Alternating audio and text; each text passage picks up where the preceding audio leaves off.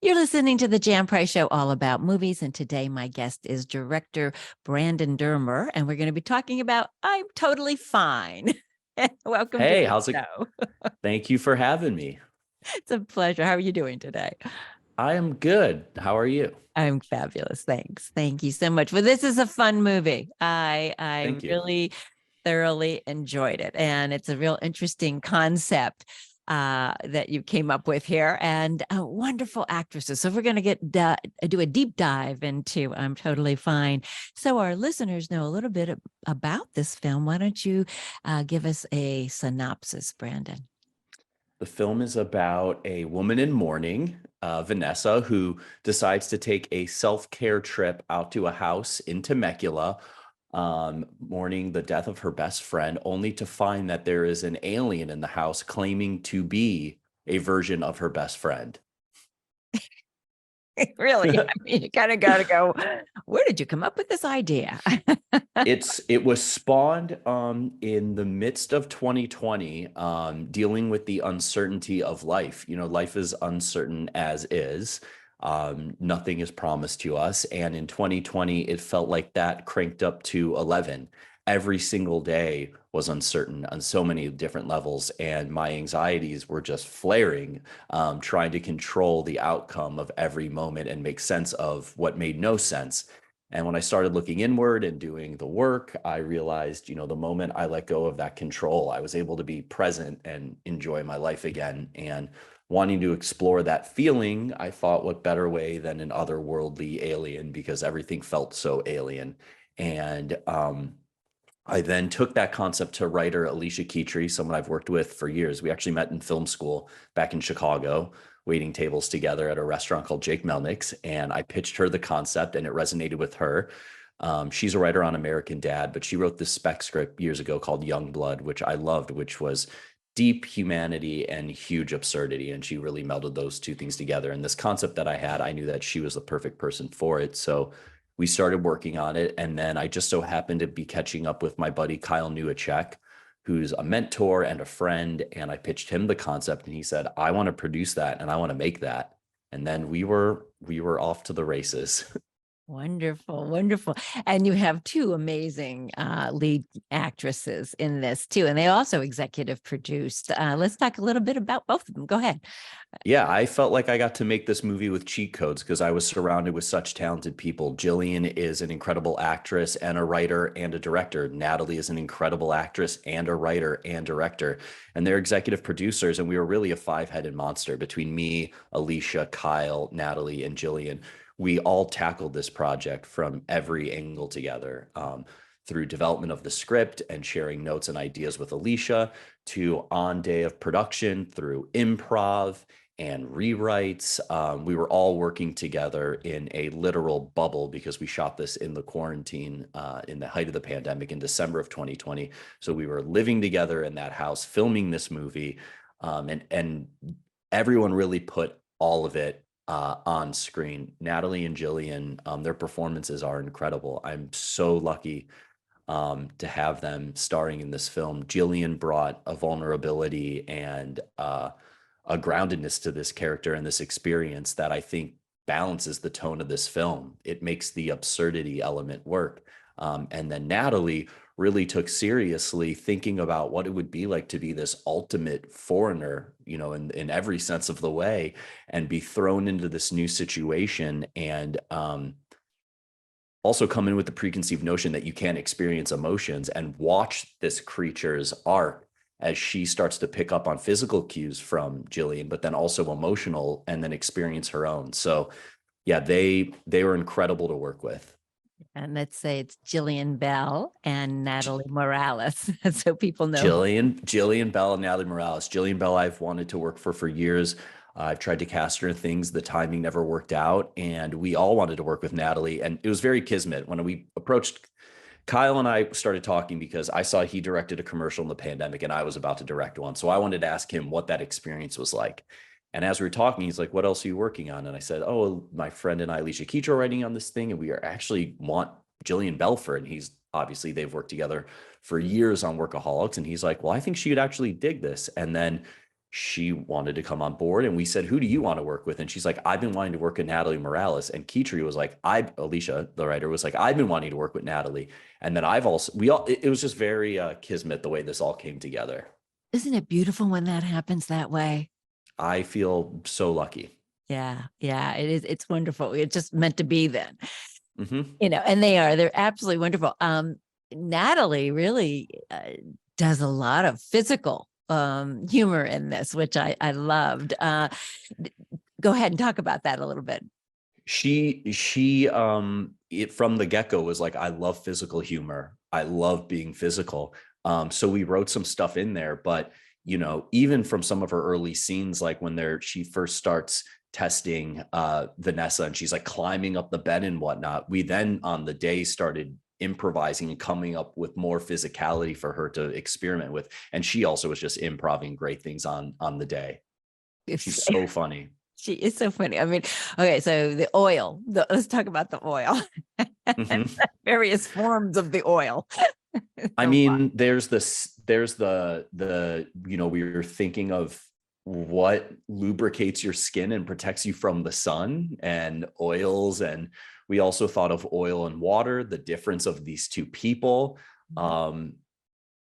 So it was like a small idea that the more we started talking about it, exploring it, we're like, there could be so much more meaning behind this thing, maybe subconsciously, when we're like, oh, what protects your skin? What can shield you from something? And then also just thinking of the juxtaposition of these two characters. Yeah, I mean, it's really funny. I had a very dear friend of mine who unfortunately passed away rather young in I'm sorry. 2011, and quite a long time ago, but she used to always say that she was abducted by aliens. She lived in Tucson, Arizona. Mm-hmm. And I mean, there was a whole society of people who have felt they had been abducted by aliens. So when I Mm-hmm. watched this, I was thinking, oh, I wish Paula would come back. Oh, As oh this my, I mean, that alien. breaks my heart. And also, like, yes, we all brought from our own experiences of loss and people we've lost when thinking about this, of what would it be like to have this opportunity? What would you do? How would you go through it and experience it? Yeah, I mean, that's an interesting question. If you had the opportunity to be able to talk to one of your dear loved ones who's passed on for 48 hours, how would you respond? How would you respond to that happening, even and unexpectedly? But also, what would you say and what would you do? It's a very interesting question that you pose in this film, Mm-hmm. for sure. But this, uh, so I mean, I do want to get into pretty much the last scene, Mm-hmm. the inscription over the fireplace. But Yeah. let's talk about that and how that really has so much to do with what this film's about. Because there's a lot of messages in this film, and it's Mm-hmm. fun, it's entertaining, but it also has multiple messages for everyone. And that I love movies like that you think about and you go, yeah, that's it had everything in it. So That's what we were hoping. We were hoping this movie could be cathartic for people. Everyone's experienced loss in some way, shape, or form. And we're hoping that people can watch this and relate to those feelings, those reactive feelings from Vanessa's character, from Jillian's character, and then also relate to Natalie's character experiencing new emotions for the first time. And ultimately that, the goal is to be present. It's so much easier said than done. I feel like I need to practice what I'm preaching in this film, and I really work towards it, but being present in the moment and being aware and feel your emotions rather than try to control and guide them. And that's really the ultimate message, is, hoping that we can all find ways to be more present, be in the moment, and even if that means you're sad, it's okay to be sad. It's mhm. okay to be happy. It's okay to be excited. It's okay to be depressed and defeated, but to be with and present with those feelings rather than trying to control them and ultimately not experiencing anything. Yeah, I mean, I talk about that all the time. I just said to my partner, "We're not forever." He looked at me and I said, "Nothing is forever." Nothing's forever. And so we just have to enjoy each moment and be present to one another and just enjoy what we have. And I think when we begin to live our lives that way, it's much richer and much more enjoyable. And I think as we get older, we see that even more so. And when we're young, we're in a hurry, we want to get things done, and we're thinking about the future. I always hated the question when I would go for a job interview, where do you want to be in 5 years? I don't know where I want to be tomorrow. Yeah. That's 5 years from now. Yeah, it's Go ahead. oh no, it's just yeah, anytime if anything I thought in my career personally that I thought was going to happen never ended up happening, and the much better thing ended up happening. I thought my first movie was going to be this bizarre big action comedy, and then the pandemic happened and that movie got killed, and then this beautiful thing was birthed out of it, and I never in a million years would have predicted that that would have happened from that experience, and I'm so glad that it did. Yeah. And it just, again, by taking something that was, you know, for many people, very, very, very difficult was the pandemic, and taking that and coming up with something that was really rich from that. I think so many Mhm. people. I embraced the pandemic. I don't know. I've talked to other people who did also. What else were we going to do with it? But then other people, how difficult it was for them in so many ways. Mhm. And I think anybody with children in particular, it was extremely difficult to go through the pandemic. But so many good things did come out of it. I'm Mhm. obviously talking to many filmmakers who created their films during the pandemic. They're coming out now, and that's Mhm. that there was all this creativity still going on behind the scenes in what was a difficult situation to film. I mean, definitely. Yeah. I mean, it forced me to look at my own anxieties and stress of the world, of the unpredictability of COVID, friends losing friends, all these things that I just didn't know how to cope. And by forcing myself to cope with them, this idea was birthed from it. So it's still bizarre to think back in 2020 or even making this movie. I just had to send out some behind the scenes photos, and it looks like this, like a scene out of ET. Like we're all in face masks, goggles, and face shields. It's just, yeah, it was like something out of a movie. Yeah, exactly. And for many of us, when we talk about, pre-COVID, pre-pandemic and after Hmm. pandemic, and everybody goes, we lost a couple years. It's just and everybody has that same experience. It's not just one of us going through it. Everybody I talk to Hmm. is, feeling, oh yeah, I forgot we lost a couple years there. It's totally different in how we relate.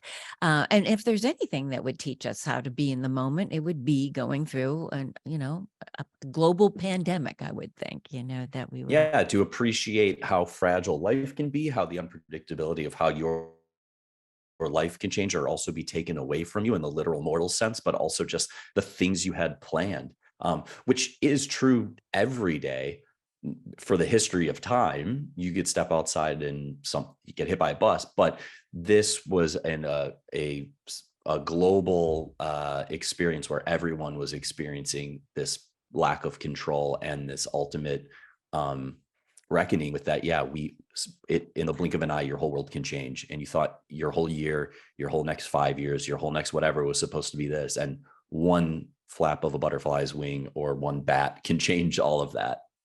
Exactly. Beautifully said. So let's talk about the motto that's over the fireplace, Hmm. the end, towards the end of the film. That was something Alicia came up with, the writer. Mhm. Um, we wanted that to be just this, you see that poster throughout the film, and she's, at the beginning she's adjusting it because it's crooked and she's a control freak, Vanessa's character. And we wanted it to be this thing that she was obsessive over, but not even really taking in. Again, it's like she's trying to control it and she's not really present because of that. And then ironically, the alien is the one who absorbs that information and shares it back to her. And when she realizes if she would have just slowed down and read the thing in front of her, she could have taken that same sentiment, which was probably she needed to hear the moment she walked into this house, which was a, you know, geographical manifestation or representation of what life should have been. She was supposed to be at this big, beautiful house with her friends and family celebrating this thing. Now she's actually mourning her friend. So many funny scenes in that about let's talk a little bit about all of those wonderful characters that show up at her door Mhm. and about that celebration. Let's talk Mhm. about that a little bit. Sandra, played by Karen Marayuma, was incredible. She actually was Jillian's groundlings teacher back in the day, and Jillian recommended her for Sandra. Kitri wrote this Alicia. I've known Alicia Kitri for almost 20 years, so I call her Kitri, and I'm sorry, it's Alicia Kitri, the writer.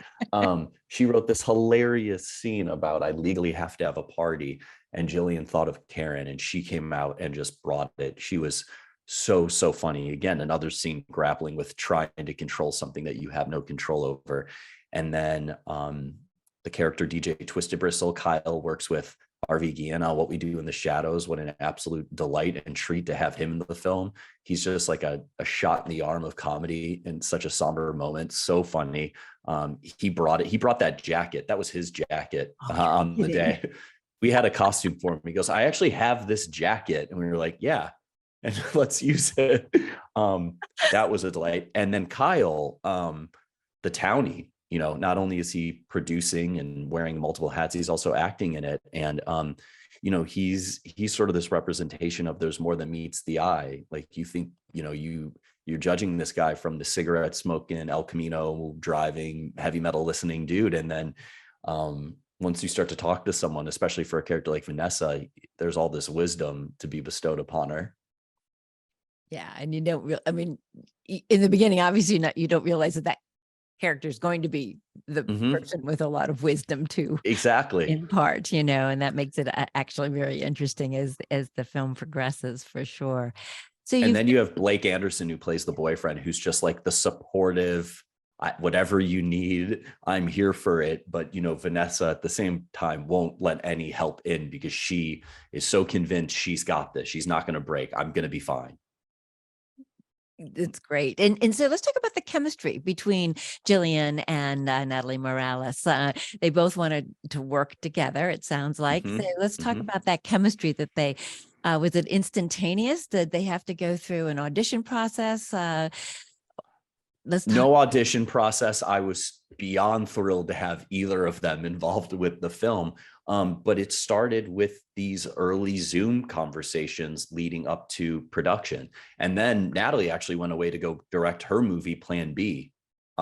So we had these early conversations in like September, and then she went away, and then we would have conversations over text and email. And then Jillian and I would continue to talk. And then Natalie came off that production. We got back on Zoom. So we did a lot of heavy Zoom pre-production. The chemistry was there as them as friends, but we also had this great opportunity with them as executive producers where they were involved in the development of the script. So they were really talking about those nuances of their characters' relationship. We actually like mapped it out.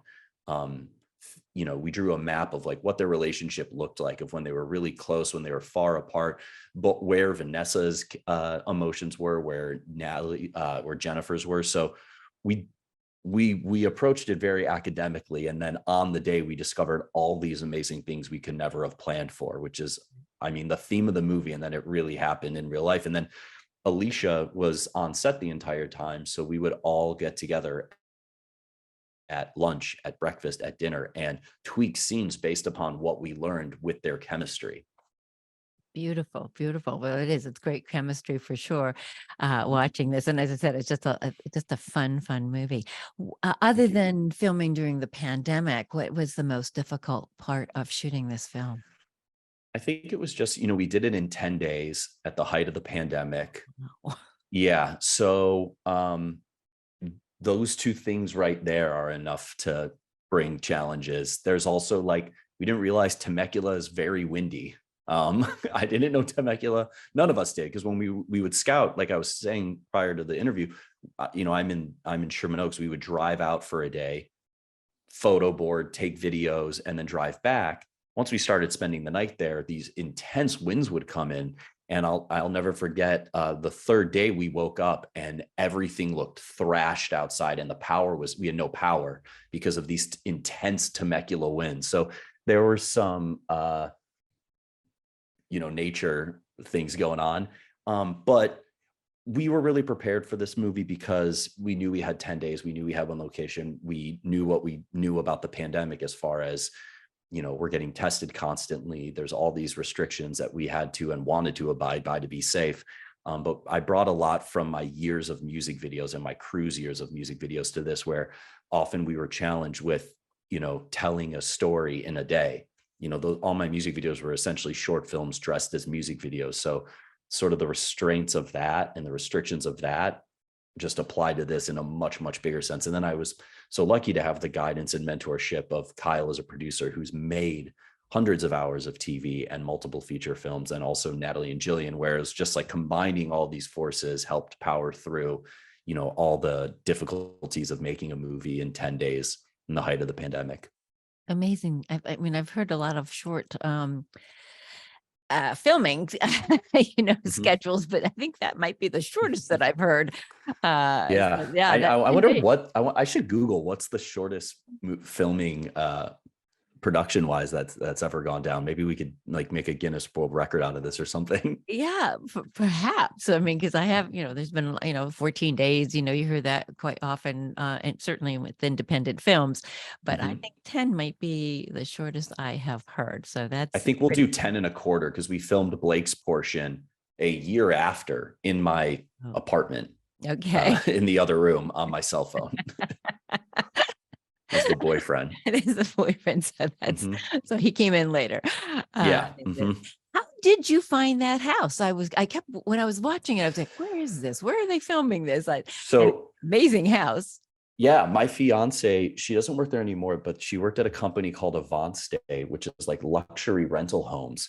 So when I was writing this, uh, I wanted it to be at a luxury rental home, because again, thinking of like what it represented for the theme of the film, but also thinking of how to make a movie in a pandemic in 10 days, production wise. I was really inspired by the movie The One I Love, starring Elizabeth Moss and Mark Duplass. I don't know if you've seen that movie. It's a Yeah. phenomenal film.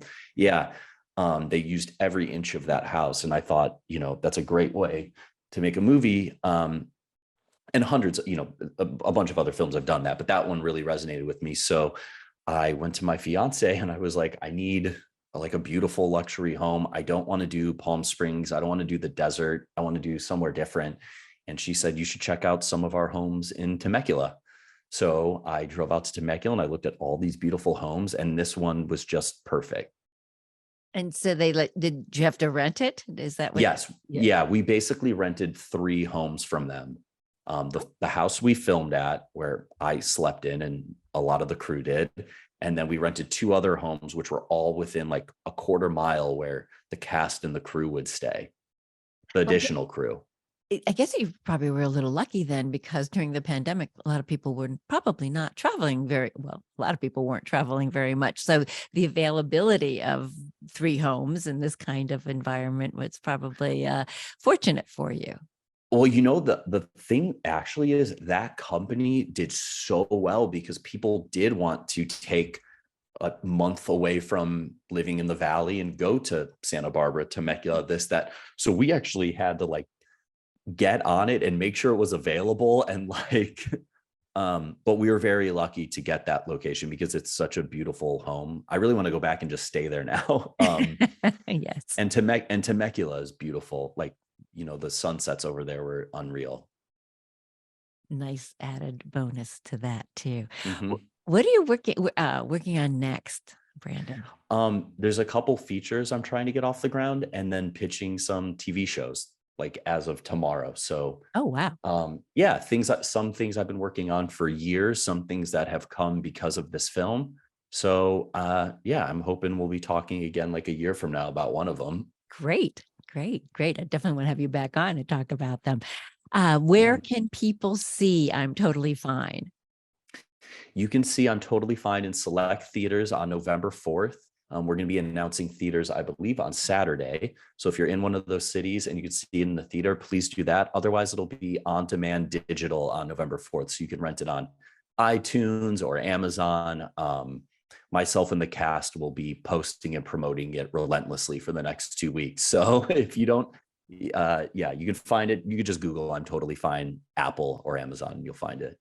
Great. Thank you. It's a fun movie. Everybody seek it out. It's just very entertaining, and it's also thought provoking. And I did cry a little bit. So I have to tell you that I Aw. did have a few tears watching it. So it's a wonderful film, and I wish you much success with it, Brandon. And thank you so much for being on the show. Yeah, thank you for having me. You're welcome.